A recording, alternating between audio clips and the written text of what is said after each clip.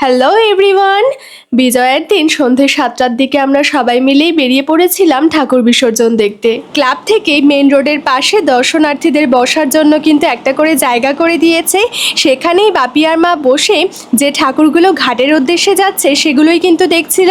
আর আমরা কিন্তু চলে গিয়েছিলাম প্রপার ঘাটে বিসর্জন দেখতে। এখানে আসার পরেই দেখলাম যে মানুষের ভিড় কিন্তু ভালোই রয়েছে, তার মধ্যেই নেমে গেছে বৃষ্টি। তবে আমরা কিন্তু এক পাও নড়িনি। তারপরে লক্ষ্য করে দেখলাম যে লোকজন অনেক কমে গেছে, তবে বৃষ্টি থামার পরে কিন্তু তার ডবল জড়ো হয়ে গেছিল। এখন অলমোস্ট কিন্তু ঠাকুর বিসর্জন হওয়া শুরু হয়ে গিয়েছে।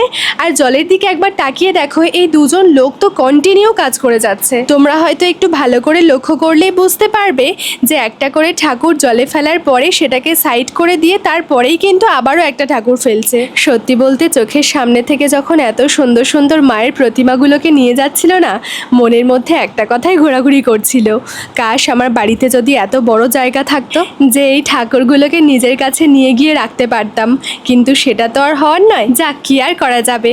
এরপরেই কিন্তু আমরা বাড়ি ফেরার পথ ধরলাম। এখনও কিন্তু একটার পর একটা ঠাকুর এসেই যাচ্ছে।